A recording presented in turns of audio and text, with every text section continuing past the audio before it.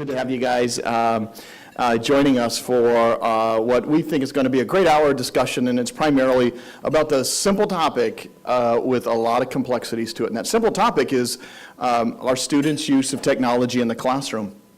How do we manage it? How do we navigate it? And by the way, I use classroom broadly. It's a student use of technology on our campus is probably the better way of looking at this.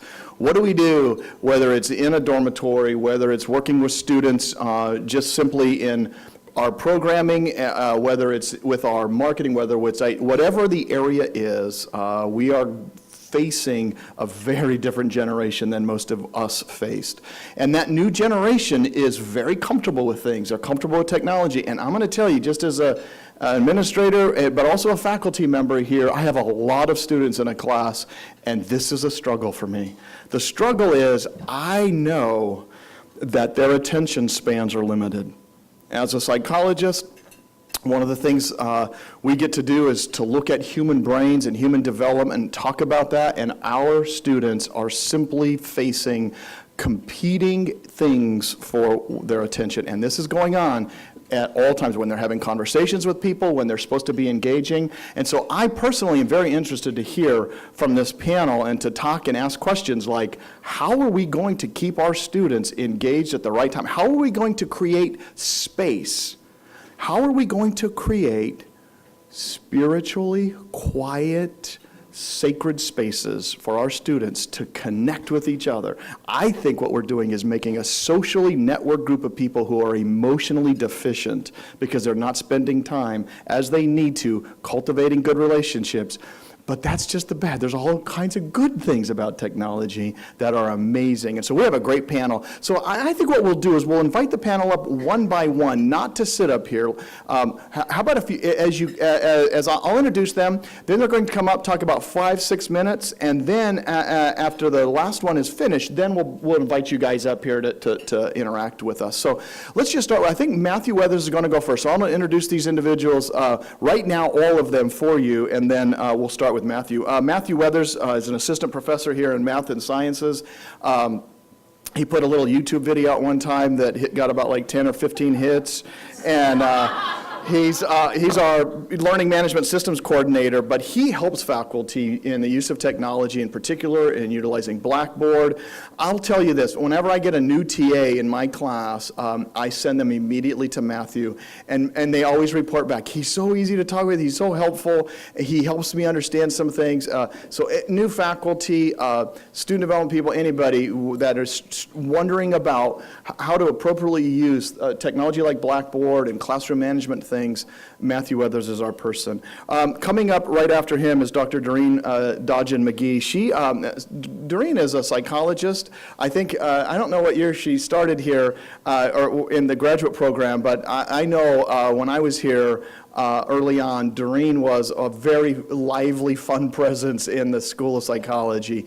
She continues to work in this field. She spoke a couple of times now in chapel and after dark, and we have just heard wonderful things about Doreen's work. As a psychologist, not only does she work with people in this area, but she does lots of other things, and I'm going to let her share a little bit about some of her journey and her talk, and most of you have gotten to hear her in chapel and other places. We also have Terry Clemens, who is from the Department of Communication Sciences and Disorders.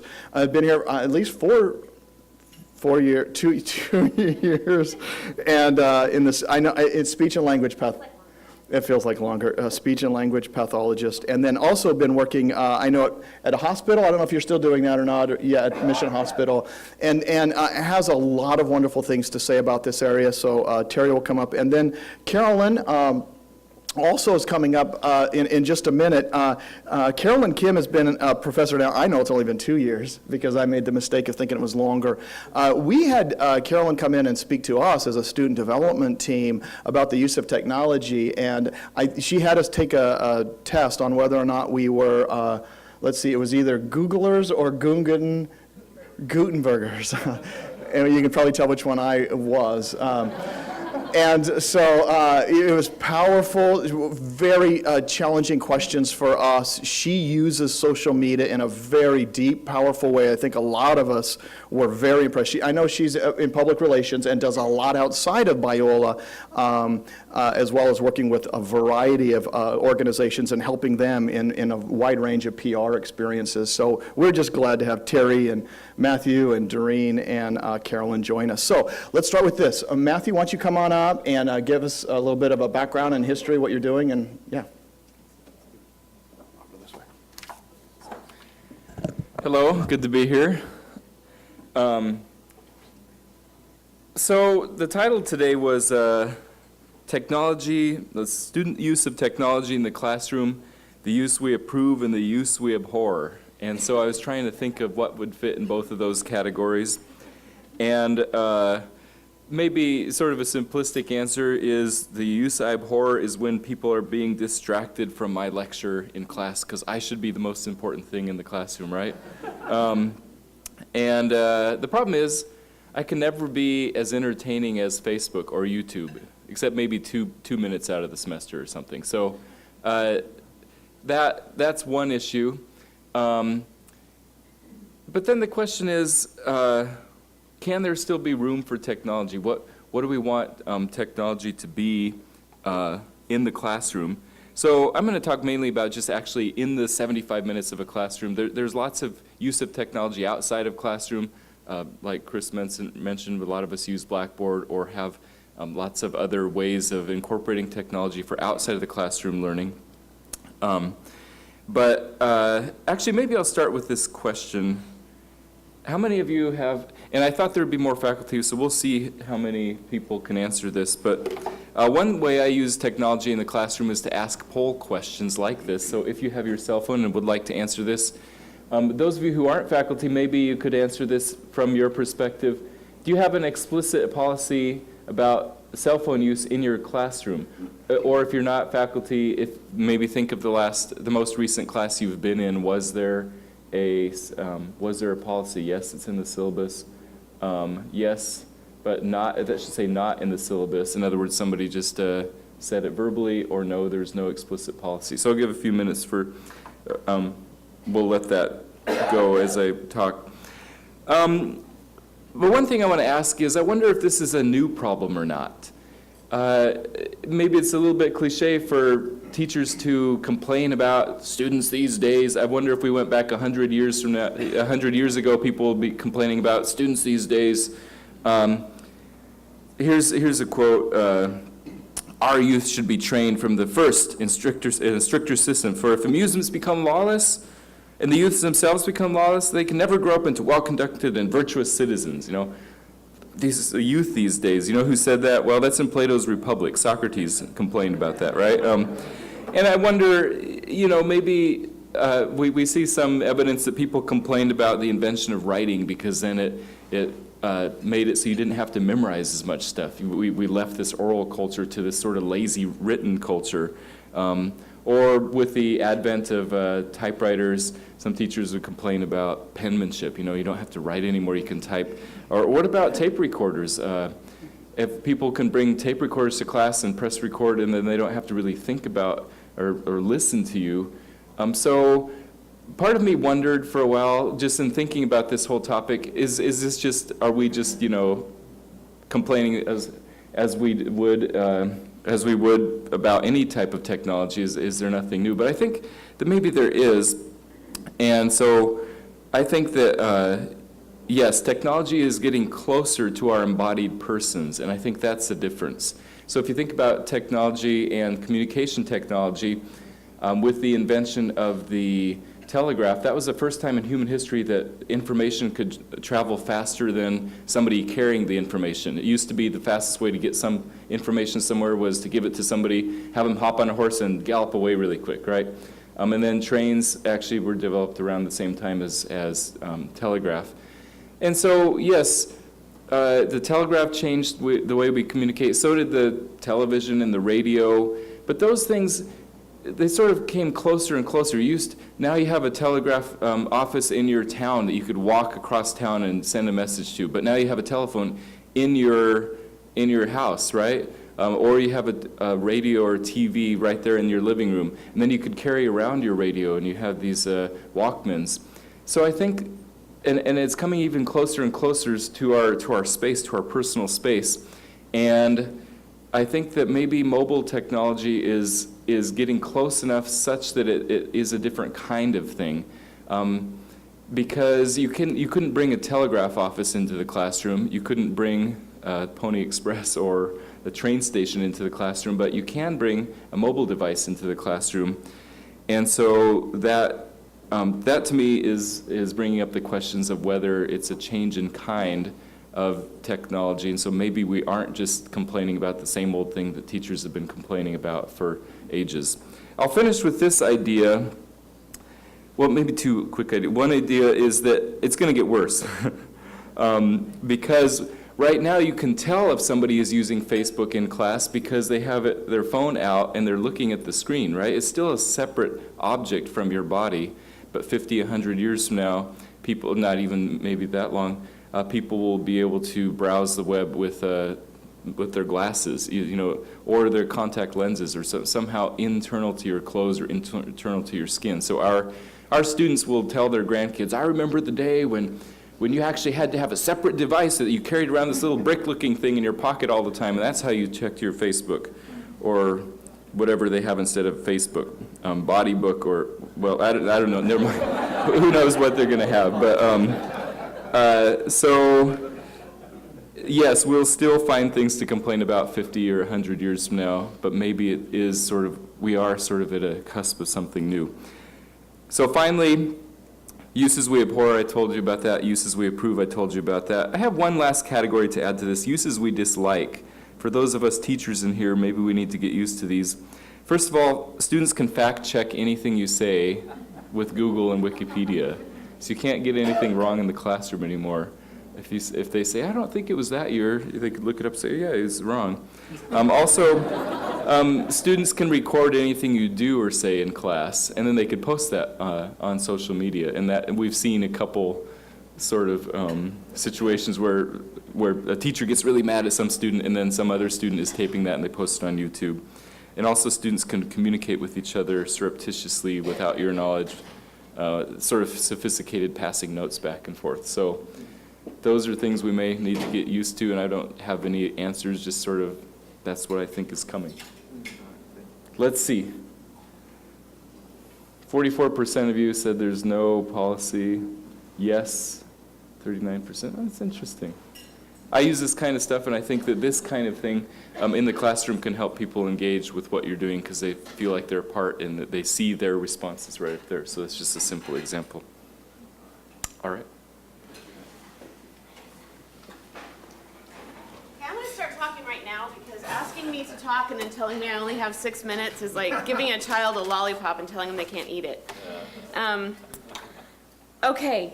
Thank you, Matthew, and what you shared made me think. And so I'm going to ditch most of what I prepared to say and instead say other things because of what you said, Matthew. Oh, sorry. No, I love it. I love it. So I don't have the expertise of working in the classroom with students necessarily. So I asked Chris, what about if I come and just talk about who I feel like is sitting in your classrooms, because I sit with them in a little office for 50 minutes at a time, over and over, and I am finding some things that I think you're probably finding en masse in class. And I feel very strongly like Matthew does that there is no way I can compete with how kids are spending their time right now. Yesterday or 2 days ago, Black Ops came out. They already are estimating that $650 million has been spent in 48 hours on this game. They are estimating that over 1.5 billion hours have already been clocked in the 48 hours it's been out. This is a little hodgepodge. I will tell you, if you are a public speaker or a professor, you should have one of your children be a film major because they can put together these mashups that will make everyone pay attention. This is a mashup of the most viewed YouTube clips in the last month. Oh, we don't have sound.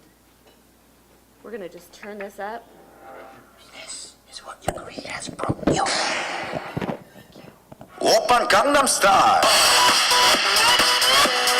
Gangnam Style. Oppan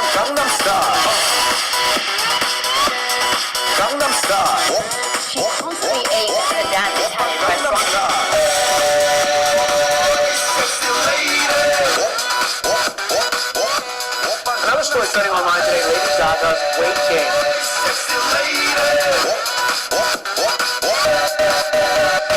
성숙해 보이지만 볼 땐 노는 여자 이때다 싶으면 묶었던 머리 푸는 여자 가렸지만 웬만한 노출보다 야한 여자. So maybe you all can compete with Justin Bieber, but I know I cannot. College-age young women are estimated now to spend at least 3 hours a day pinning little pictures on Pinterest, and the male market for that is going up. Kids are spending upwards of 5 hours a day on Facebook or Twitter, and Instagram is now kind of the way of communicating. And so we're now living in a world where kids are spending 2 times more with their, or I'm not articulate after a whole day of speaking yesterday, so just go with me. Kids are spending a lot more time with screens than they are in class, and they're spending now, there are really pretty hardy statistics showing that kids by the age of 7 are spending more time with media than they have spent with their parents. There is no way to compete. And so the only thing I have come up with is basically to try to live a life that is so interesting and compelling, and to invite kids along with me into that adventure that they're maybe willing to set their screens aside for a few minutes. And that's really the only, I can't compete. We are working against, and maybe not against, that's how I tend to see it, that's my bias.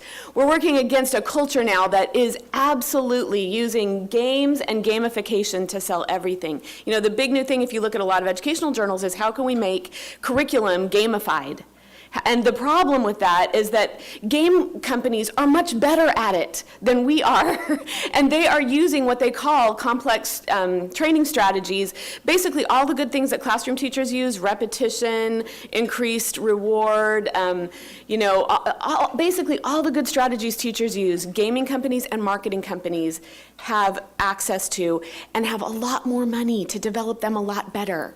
And so I just really feel like we have these kids that have brains and relationships and deep needs in the development of a sense of self or soul that are ending up in your classroom. And the result is that there is this sense that we can't capture them if we just try like we have always tried. Does that resonate with you guys?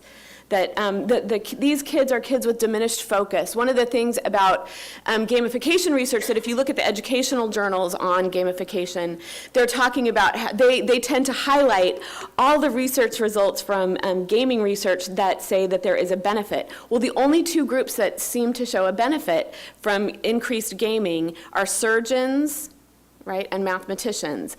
The only skills, which is fine, and that's great for those groups, but the neurological skills that are developed with gaming are skills that help basically kids, and actually also with Facebook and Twitter and Pinterest especially, are skills that are actually training the brain to multitask, which is just a fancy word for distractibility. You're really hard pressed to find neurological studies that say multitasking is actually good for long-term learning. Most of them, there are a couple, and they're kind of suspect in their methodology. So we have these kids who are attentive to these highly developed visual images. And the other thing about kids who have grown up with a strong media presence is that they are very focused on the periphery. So in a video game, you need to be aware of what's happening out here. In Facebook, where do they put all the ads? On the periphery, because these kids are looking at the periphery. And what are you as a professor in a classroom? Central. It's very tricky. It's very hard. It's really interesting at large state universities in Oregon, and I'm guessing it's everywhere, but now when you are a freshman, part of your orientation is you're assigned a clicker. Have you guys heard about this? And in your large lecture classes, you check in with your clicker. When you walk in, you say, I'm here with my clicker, and there are 500 of you there, and then you click in your answers throughout a lecture, and that's your class participation grade. So what Matthew was saying about this becoming more our embodied self, it is already happening. It is already here. These guys have short and shifting attention spans. Things like Angry Birds is considered the most addictive game that has ever been released to date. Part of why that is it's the physics of it make it look so real, and it's so easy to learn. But there is research out that shows that it releases, when you pull the slingshot back Angry Birds, your brain releases or gets a shot of dopamine that's similar to a level that you would release with a dose of speed. And so it kind of amps you up. It makes you want to see what's coming next. So kids now and these students are used to kind of having this amped up experience, waiting to see what's coming next. And I cannot compete with that as a person without all these lights and bells and whistles. These guys also aren't being reinforced in a lot of places in terms of thinking deeply. So they're creating these wide nets, kind of like what Chris was saying, and exposure to lots of things, but they don't know how to dig in and deal with messy facts. They also don't know how to talk face to face. They aren't having conversations with other people. So even just sitting in class and making eye contact with you is a stretch for them. Do you guys find that to be the case? I was just speaking at a convention of physical therapists, and they were saying that thumb arthritis is on the rise in individuals 18 to 22, which I think is interesting. The other thing about these guys is that they have a strong external locus of control, so they are no longer looking inside to see how they feel and to see how they feel about how they're doing in life. Instead, they are looking to their network, they're looking outside of themselves to kind of have this constantly shifting sense of what is okay. And the other thing that I feel like they have really had the disadvantage of is that they have become disembodied learners. I have this clip that I really wanted to show, but it's too long. And it talks about this amazing technology in the classroom, and it's all these quotes, and then at the end it reveals that it was actually quoted in 1879, and it was referring to the chalkboard. And I love that, all through time we're kind of decrying technology, but what I find over time is that this generation has really distanced themselves kind of from what both of you are saying, from the physical presence of being in a classroom, of working with ideas, of getting dirty and getting messy in all kinds of ways. And so that's where I feel like these guys these are the things that I would love to encourage and empower you all to provide for them. They need instruction. They literally need clear instruction. It's so interesting. Last night and after dark, I just gave them a very quick 3-minute introduction to how to spend 3 minutes in quiet. And already I've had 5 students stop me this morning and say, I got in my 5 minutes, which I think is fascinating. They just sometimes don't know. They've never thought about it. They also need clearly communicated expectations. I think it should be in syllabi. I think one of the first classes should be, let's all just be honest. Let's all take our phones out and turn them up. Let's all be honest about all the distractions that you're experiencing right now in my class, and then let's decide what we're going to do about it. I think that could be a very profound thing. They need a feeling of being joined. I think this generation feels incredibly judged by the generations above them and misunderstood. This generation, more than any other before it, has a desire to change the world.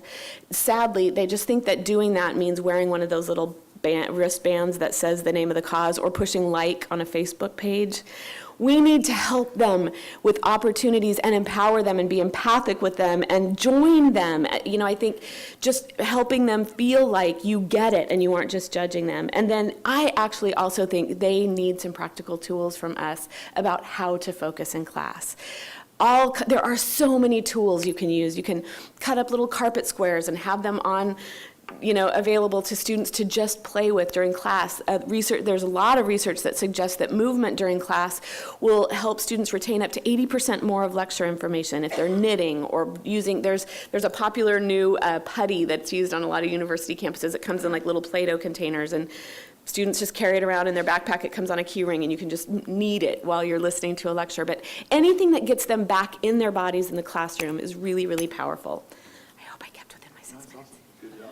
Thank you. Yeah.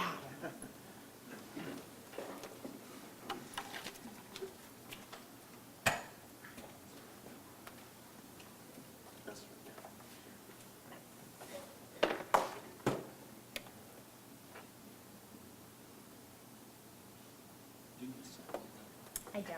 Thank you. Okay, let's make sure this works here.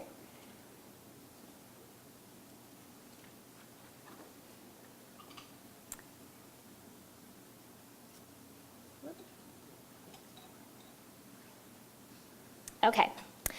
So what I put together was some examples of ways that I am seeing my students use technology in the classroom in positive ways, and then also some of the ways that I'm seeing technology used negatively, and this would apply to the student development folks and people outside of the classroom as well, because a lot of it has to do with email.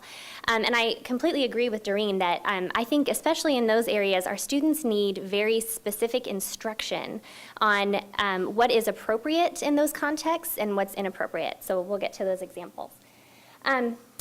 This is one of the areas that I approve is creativity in the classroom. I teach a class on swallowing disorders, and we cover the topic of head and neck cancer, and so for this particular class session, I had my students create an educational pamphlet for patients and their families about head and neck cancer and what to expect as they're going through that process. And so this is one of the assignments that was turned into me after about 45 minutes of a group project in class. And I was incredibly impressed. I felt like I wouldn't have turned this in when I was a student, but the fact that they have access to technology really ups the ante over the types, the quality of work that they're able to produce for us. Next area that I approve of is connection. And I know that we were at our table talking a lot about some of the studies about Facebook and other kinds of social media that can create a false sense of connectivity. But one of the things I think that can be positive about the use of that within our relationships with students is, first of all, maintaining connection to alumni, which is something that I really value. My personal policy with Facebook is that I do not seek out my students to friend them on Facebook, but if they have sent a friend request to me, I will accept that. So I have a lot of alumni that I keep in touch with that way, and I love seeing what they're doing in the next steps in their lives. And then with current students as well. This is one of my current students who a few weeks ago ran a marathon. And I had no idea that she was doing that. I had no idea that she was training for that. But seeing that she had completed this on Facebook, I then in class the next week connected with her about it and said, "That's incredible, that's so amazing, I can't believe that you did that." So in as much as Facebook and social media can create that false sense of connectivity, it can also allow us opportunities to translate it into interpersonal communication. And then my other approval is initiative and innovation. I have the iPad on there because in my field, in communication sciences and disorders, specifically in the area of speech therapy, the development of the iPad has been huge for our field. In the past, a therapist would have had to lug around workbooks and flashcards and all different kinds of materials to a therapy session, and now we can literally walk in with an iPad and provide a high-quality therapy session. So we're trying to make that kind of technology available to our students because it has become so prevalent in our field. We have 4 iPads that we use in our speech and language clinic here on campus. And a lot of them are loaded with apps that we have found, but our students also are taking the initiative to go out and find apps on their own. One student in particular I was thinking of as I was making this is a student who's not particularly strong in other areas, other classes that I've taught her in, but I'm supervising her right now in our speech and language clinic. She's working with an adult client who is recovering from a traumatic brain injury and has a lot of communication problems resulting from that injury. And she has just gone above and beyond with researching, finding new apps to provide for this client. The client has her own iPad and iPhone, so she's able to take those things home and use them on her own as well. The student has the client record their sessions on her iPhone, the client's iPhone, so that she can take it home and listen and practice the things that they're working on. So because this is technology that this student is comfortable with, she has produced a whole different level of quality of work for me than she did in any other context that I have seen her in. Now, on to the things we abhor. Obviously, the biggest one is use at inappropriate times, and we've already talked about that. Sometimes it really just kind of cracks me up how they think they're tricking us. Trying to hide the phone under their desk or, different things like that. And, they're not fooling anybody. We know when they're sitting behind their computer screen and smiling that they're on Facebook and that they weren't actually laughing at something I said. So, but that's one of those areas that I think our students need to be explicitly taught when it is appropriate and when it is not appropriate. Another area is inappropriate tone. And this is something that I see coming up frequently in emails from my students. To give you the background about this particular email I got from a student, I have a policy in one of my classes where I give quizzes periodically that I do not allow students to make up quizzes unless they have brought in a doctor's note or a note from a coach. And the reason for that was just because over the years I had multiple students, not showing up and I was making up quizzes all over the place, and it was driving me crazy. So I had to, make a more specific policy. Well, this student missed class. She said she was sick but didn't have a doctor's note. And my policy is in my syllabus. And then this particular student also asked me about it in person the next time she came to class, if she could make up the quiz. I reminded her, no, it's in the policy. So this is the email that I got from her a few weeks later when grades came out. I have a question regarding my final grade. I'm at 931 points as of now, and in your syllabus that is an A-, 9 points away from an A. This is because of the quiz I missed when I was ill. I know we have discussed your policy on not making up quizzes, and I'm feeling the effects of not having taken that one as it will lower my GPA. I also note that the class does not offer extra credit. Anyway, my question is there any possibility to earn those 9 points? Now, I don't know how you feel reading that as a person removed from the situation, but I read that and I thought, whoa, that's pretty presumptuous to, number one, assume that the reason she's getting this A- is because of this one quiz, that she didn't miss any other point in the class, and that it's my fault that I don't offer extra credit, and things of that nature. So I thought it came across inappropriately. So inappropriate tone is one of them. Another thing I see in emails in particular is inappropriate informality. This is an email I got from a student, and this was the whole email. No greeting, no nothing. She was turning in an assignment, late, obviously, and this is what I got. So I have since had a conversation with this student about how when you are addressing someone like a professor, it's appropriate to write your email in a specific way. But again, she had to be explicitly taught that. Our students who are growing up with this type of technology just don't have an awareness. I don't think they're doing it intentionally. I don't think they're doing it to be rude, but they just genuinely don't understand that. And then the last one is inappropriate expectations. And again, I would relate this to email, but also to social media as well. The context of this email is this was given to a colleague, sent to a colleague of mine, who had a student email her on a Sunday afternoon asking for a portion of an assignment, instructions for an assignment.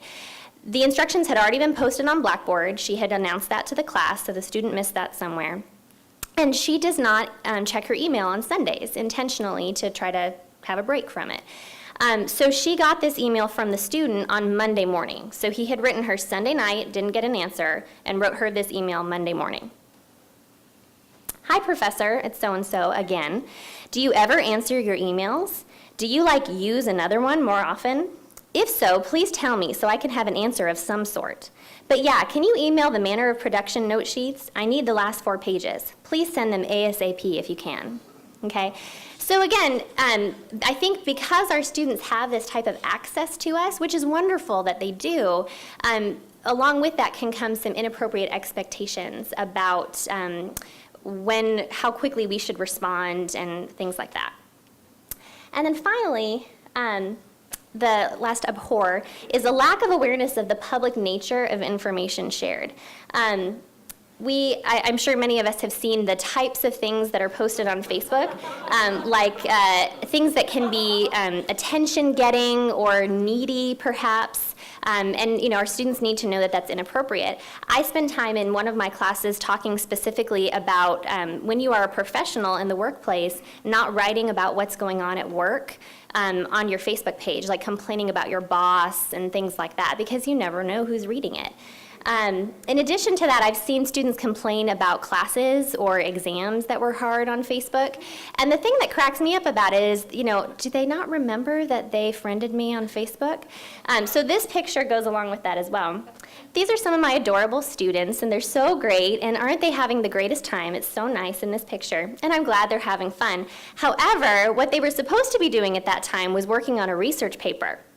I had excused them from class and given them a portion of class time to go work on a research paper. Now, I understand that if I dismiss them from class, I have no control over what they actually do. They can use that time however they choose to. But I just thought it was really funny that they posted this picture on Facebook, and a lot of them are friends with me on Facebook, and didn't think that I would see this picture. So I think, again, our students have a lack of awareness of when those types of things are appropriate and when they're not, and how they can work against you.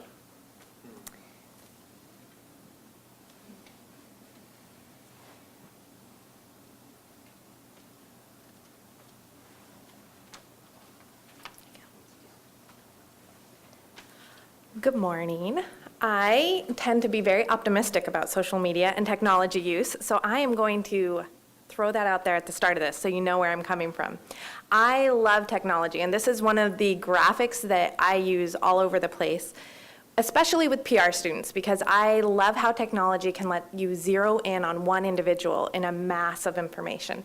And it lets you connect with people, especially students who are always using technology of some form, like we've talked about. And one of the things I've wrestled with, it's my third semester here, or year 2, that sounds more professional, but it's that technology is a natural extension for our students. They're using it all the time. And when I first came in, I tried the idea of absolutely no laptops in class because you're not listening to me. Turn off your cell phones and I'm going to put it in a box if I hear it go off, all of those things. And I realized that my reaction towards technology made them almost more subversive. Like I noticed even more effort to like hide it from me or to be using it because it was naturally part of what they were doing. And I thought about trying to fight that more, but then I realized maybe there's a way I can play into that. Maybe I can enhance their education or enhance the conversations I'm having with them by not fighting it so much and almost modeling how to use technology in a helpful way. So in education, I've heard it called flipping the classroom. You can use time outside of the classroom to give education. You can post lectures or information that you might have spent time in class teaching, and then use the time in class to engage with students and help them work on a project and have that face-to-face. And that's a really powerful way that I think technology can help. I've used this also in ways of, I find these great YouTube videos and I don't want to take my lecture showing them, but they're from really informative people. So I will post it on my Twitter account and I let everyone know, hey, since most of you are on Twitter anyway, you could check this out. It'll help you on your final project. I've also used things like hashtags for specific classes. And I've had students email me during their study times, hey, Professor Kim, can you tell me about this hashtag? And it's the class, so I know where they're coming from, and they all knew they could use that hashtag, and they can talk to each other using that hashtag. There have been some classes, I have student leaders. PR is a lot of hands-on work, and they interact a lot. But for some reason, as we've talked about a lot, email is not really their thing. They don't use it how I would most like to see them using it. But they do use Facebook really well. So we create Facebook groups, and those groups interact on Facebook. I can jump in when I need to, but they're able to share a lot of information. So for me, the idea of flipping a classroom with technology, the idea of being able to remove the barriers of place and time and have that connection is something I've found remarkable about the use of technology. And it was fun to me to tell my students, because I'm starting my class half an hour late, I told them I'm going to go talk about technology with staff and faculty. They got so excited. And they had all these ideas. Hey, are you going to share this? Are you going to share this? I said, no, that's not what I'm talking about. But the idea that they're excited because we're willing to talk about technology, they're excited because we want to figure out how to use it, is interesting to me. It's interesting because I think it shows they feel disconnected maybe at times. They feel like the way they live life, the way they communicate, the way they form relationships is somewhat looked down upon, is something that's kind of shamed somewhat. And yeah, there are a lot of negative consequences that come with this. But I think before we can really engage those negative consequences, we have to find a way to engage them where they're at, to meet that. And so the idea of authentic communication is huge to me, and usually that's my starting point with students, with people I consult on, with PR, because until you believe you can have that authentic communication with them, they kind of shut down in the first place because they feel like it's just a gimmick. You're just using this because you want my attention in class, or you just want me to watch this video that you posted, and that's the only reason you're on there. So I've taken to using technology and trying to model it for students in a way that I hope they model long after Biola, long after my class, long after the one session they're sitting there. I want them to take these principles away. And part of that looks like extending relationship to them in the digital world. There is a lot of inappropriate comments on Facebook, and I'm always amazed what I see. But it's really fun sometimes just to mess with students a little, to comment on those. Say, oh, I'm glad you noticed the test was hard. I worked really hard at creating that. Can't wait to see what you got. Something like that. Just to let them know, like, I'm human too. I see this. I get that you're struggling. And the reality is, a lot of them are expressing very deep things, maybe at times inappropriate, but still nonetheless deep on social media. I find out about students being in the hospital first on social media before I get an email. I find out about someone dying in a family because they've posted on Twitter that they're heading home for a funeral. I find those things out and I can engage with them in the face-to-face. In no way should technology take over face-to-face, but I really believe it enhances it. And for people who engage students actively on social media, it opens up a larger face-to-face conversation. Most of my students won't walk in and tell me as they're signing in the attendance sheet, oh, hey, by the way, this was my awful week that just happened. They may look out of it, they may feel a little disconnected, but there's not that space at the start of class to realize it. However, if I already know what's going on, as they're taking their seat, I can be like, hey, you know what? I saw that. I just really want you to know I'm praying for you. And if you want to grab coffee or something, let me know. I would really love to have that conversation. And that's because of technology. So I think one of the ways that helps us use technology in the classroom, use it with students, is understanding the organic reason behind technology. Sometimes we're either anxious to integrate it so students feel connected, or we're not sure how, so we just kind of slap it on as like a final coat of paint on our syllabi. But there are different reasons for different platforms. So find which best suits you. Find what helps your connection, find what helps your students, and use that. Don't just use technology because they're on technology. And also, if you can, I think, encourage them to use technology. I had one speaker who walked into my class, she was a guest speaker, and asked me what my social media policy was. I said, you know what, I let them use social media, but whatever you want. She's like, okay, cool. So I have these sensitive case studies, but up until then, they can use social media. And in class, during her presentation, she said, I have something really important to share with you, and it's so important, you cannot Facebook or Twitter about it. Immediately, everyone was paying attention. Like, all phones were down, their eyes were on her, because it was that important. It was really, really interesting to me. And I've also taken to using social media in my class. So I don't know if you remember the day of rain we had like 2 weeks ago. It was in the middle of my class. I think there were 4 or 5 updates within 30 seconds from people sitting right in front of me. And I also had my Facebook up, and I said, interesting, you guys really like the rain. And I was able to comment on it, but then I was also able to talk about, hey, media relations, blah, blah, blah. So they start seeing my educational pieces in the other areas that they're already engaging on. They're on Facebook, I've posted about media relations. They're on Twitter, I've put an article up. All of those things engage them in multiple spheres, because we've talked about their attention being split, and they're in a lot of places. And this is such a huge conversation, it's hard to pack in. But my philosophy is, if you can be in all the places that they're at, that's a really good thing. If I can be part of those conversations, if they can see my presence, if they know that I'm integrating that information, their education becomes more holistic. It's no longer just something that happens when they go to that classroom and they sit. It's something that they're going to see all week long when they're on social media of some sort. It's something that they can connect with afterwards. I have students retweet my Twitter posts that relate to class. They start making it part of their life. They start making their education holistic. It's not just siloed. It's not just 75 minutes or the 3 hours or something before chapel. It's their holistic experience. So that's me. I'm going to stop there because I love technology and I could keep going, but I will stop there. Hey, we have 15 minutes. So panelists, why don't you guys come up here for a second, grab a microphone, and let's do this. I have a lot of great questions for them, but I'm going to wait because I think you have some great questions too. How many of y'all have a possible question you might want to ask if the time allowed? Okay, everybody raise your hand for just 1 second, and then what I'm going to do is, okay, some of you have a question. Ready? So let's start with your question. Who has one that you're thinking, this would be really good to ask? If not, I'm going to, Laura. How much should we be, I'm kind of wrestling with this sort of step back from all this and thinking, how much should we be trying to engage them in what they're wanting to do versus expecting them to come and understand how to engage with the generations above them, because they're going to be leaving us in a few years, and their bosses and coworkers are not going to be so prepared and understanding as to how they operate.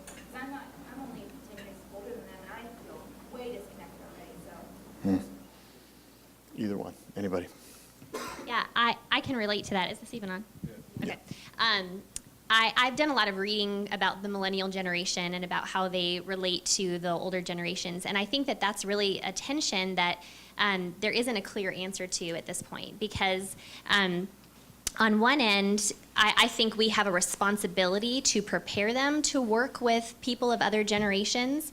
If we don't, we're doing them a disservice, because that the workforce is not geared toward the way that they think and the way that they operate. Other people would say that the workplace needs to change, and there's probably a little bit of both that needs to happen. But I don't have a clear answer for you, except to just acknowledge that I have felt that same tension, and I think it's something that's going to continue to evolve. Anybody else have it? Yeah, if I could chime in too, I think it's really good, like was mentioned, to have clear expectations, to teach them. So as much as I love social media, in my classes, I will sit down and I will explain to them that they hire hackers to go into Facebook pages and check on you when you're getting a job interview. I go over how to write an interview from the subject line to the dear so-and-so to the closing. So I think it's really important to make those expectations clear, and also to show them the ramifications, what can happen when that doesn't work out the way they thought it would. Oh, great question. Good answers, too. Another question. Now I'm going to call on Deb Taylor. Mick. I get tired listening to this. I have technology, I use it, but we have 1,200 students in our school. I have 1,300 alumni that I'm following with my wife from Talbot. Life's worth of friends that we've collected. And my wife and I look at each other, we got to do Facebook? And we just start to cry almost, I don't know where to stop. So it's sort of like this drinking from a fire hydrant effect. Where do you sleep? When do you sleep? When do you be alone? It just seemed too invasive. And I don't think it's just because I'm an old guy. I think it's a human condition that I'm not omniscient, I'm not omnipotent, I'm not God. And there's that effect that it has on not only myself, but my students who aren't very old. These are men and women in their 20s and 30s, and they're trying to figure out how to deal with this with the people in their churches and mission organizations. I don't even know if that's a question. Maybe it's just rhetorical. I love your question, and it's what I'm passionate about, because I feel like, especially in America, we are not good at modeling moderation. We are either good at saying we're completely abstinent, or we are complete full adopters. And my whole goal, but this is also something that this generation in particular is not being taught, and you don't just say pause and then people pause. You say pause and then people are distracted. So I believe that the more that generations above this one can model these moderate with technology, so engaging, using it, embracing it, but also not becoming completely disembodied by it, like also having real gutsy, messy, boring. I think that's a huge thing we can model, that it's actually a good idea to be bored. Good ideas come out of boredom. But that I think we have to do that out loud and begin a discussion. And I think you guys are doing a fantastic job of doing that this week. And the response I've been getting from your students leads me to believe that your students want to engage this discussion. Because there were people waiting for me this morning when I got there, and I'm talking about being moderate. And that's not normal. So at least not in my experience. So modeling moderateness is my... We can text you some answers too after this, Mick, and then see how you do with that. If you are, I think let's go with another question. We got like 10 minutes. This is awesome. Deb, why don't you go ahead? I know you have a question. Well, actually, one thing that came to my mind while you guys were talking, especially Terry, when you said several of you said you feel like you're almost so much different than this generation, even if you're out 10 years. When one of my sons was on staff with InterVarsity at a campus, and he had gone through that campus and then joined staff. And the first group he led, he said, I feel like I'm from a different generation than them, because they had a conflict in their fellowship. And so he brought all the students together and said, guys, how are we going to resolve this conflict? And one student said, let's set up a Facebook group. Because they didn't know how to sit in the same room and look at each other and talk through conflict. So I think those are the kinds of things I'm concerned about, is how do we make sure that those skills are being developed while we're also engaging them in technology. So any strategies or ways that you guys have found effective in teaching those things and modeling and engaging them in those things? Because I think it's as important sometimes as the content of teaching. I think, again, just from the reading that I've done about the millennial generation, and I should say, too, part of what has interested me about that particular generation is that technically I fall into it by 1 year. I'm like right on the border. And so Me too. We, a lot please don't judge me. But I, even just being, kind of 10 years out, like you were saying, have seen it change significantly in that time. So what a lot of the reading that I have done on it is just that literally, and I know we keep saying this, but they have to be explicitly taught. It has to be spelled out for them. And then another thing that that generation appreciates is knowing the why behind things. They don't want to hear well, because I said so. They want to have everything explained. This is why this is a valuable skill. This is how you will use this practically. So I think giving that kind of backup to what you're saying gives it more credibility to them. Yeah. One thing I would say too is that don't assume that the generation is all monolithic, that everybody, just because 85-95% of the students know how to do something doesn't mean that everybody does. There are some students who don't know how to use computers. There are a handful of students who aren't on Facebook. There are some students who don't use Twitter, so don't make that assumption. That's good. Okay, and then Ron, sure. Yep. Carolyn, I really appreciate what you talked about with Twitter. This year was my 6th year teaching first year seminar, and it was the first time that I required all of my freshmen to have a Twitter account, and they were required to tweet 5 tweets throughout the week. And the reason why I did that was because I wanted to ensure that I was connected with our freshmen, particularly since they're new to the campus, throughout the week. And so I wanted to ensure that there was research that was conducted, maybe not directly with Twitter, but just in educational psychology. So I found, theories on social learning that I found so appropriate. And then looking and juxtaposing that with Aston's theory of student involvement, for those of you guys that studied that, and trying to combine the two and see how Twitter can really enhance that type of social learning. And I agree with you, it was just phenomenal the things that the freshmen were tweeting, both personal, and then just taking what they were tweeting each week and then entering the classroom that week to talk about what was going on. And I know that was particularly helpful. I did top 5 tweets of the week every week, and it kind of showed, the tweets. And the students really took to that. And I did a survey, so there's a qualitative and quantitative part that I'm currently evaluating since first year seminar just ended. But my question for you was, because Twitter is so limited in characters with 140 characters, and I want them to really maximize the use of Twitter, what kind of suggestions would you use as far as putting parameters around having students use Twitter as a way to connect socially and then through student involvement and student connection on campus? That's a great question. There are ways that people link and make longer posts on Twitter, and it just links back to that. So that's one way I've used when it's been more in-depth content. I love the parameters on it, the 140 characters, simply because it forces them to be concise and get to their point. Sometimes I found that that was harder for students. So within the Twitter context, that works really well. If I am looking for something that is a lot more engaging and I tend to jump over to the Facebook side because they can post longer and they can even include blogs or things that they may have going. A lot of students I found are having their own websites.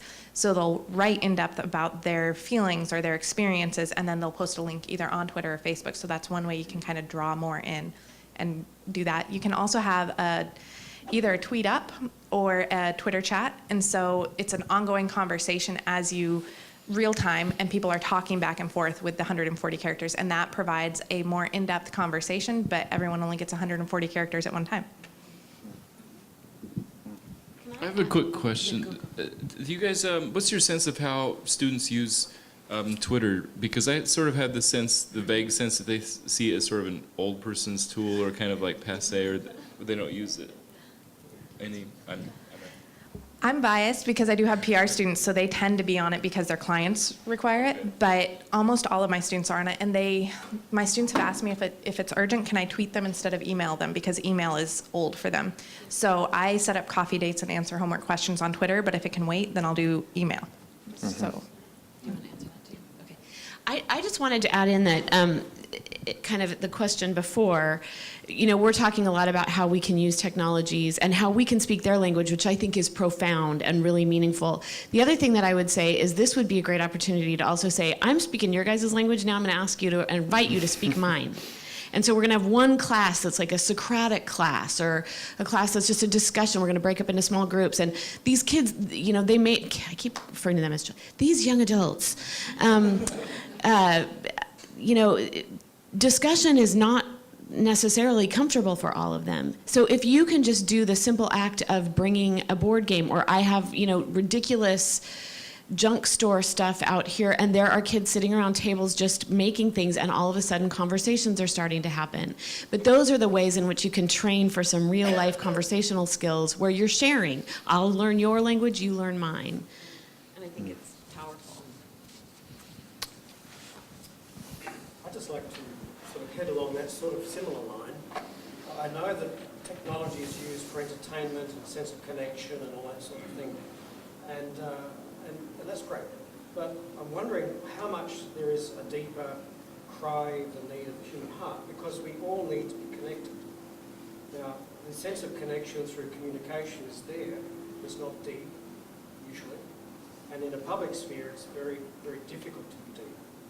So I think there's a challenge here for us as Christians, and we've already referred to it today, about how people can't sit down and talk through problems. What's that mean for the church?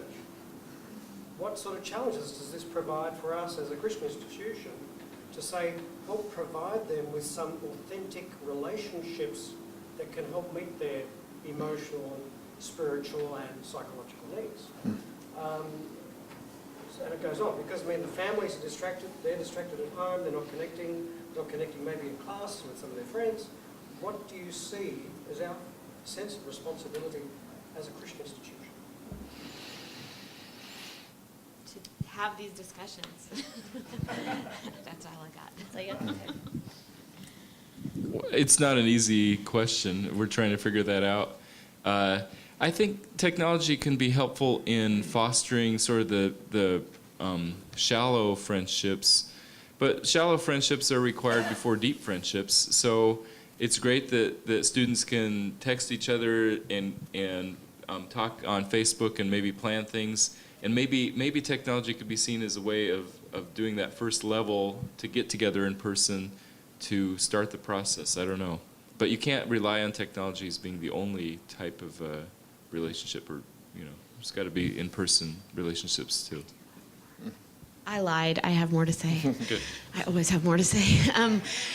So how many of you were at chapel? Because I just don't want to say one. Okay, so not all of you. So I guess my philosophy about that very issue is that I think that the impact of all of this and of full-scale adaptation, we're going to see down the road when it is too late. I really do believe that. I believe that there is a deep disconnect happening in terms of the development of self. And again, I think it's fine that we adapt and we have all kinds of involvement, but I think it has to be balanced with some centered ways, and especially if our faith is going to be substantive and deep and meaningful. And so the analogy that I use when I'm talking, especially with students, is in the 70s, post-war boom of convenience foods, and you see convenience foods taking over as what we eat more and more and more and what fills our tables, and then 20 years later we see health effects in our culture that are really hard to reverse by just introducing a food pyramid.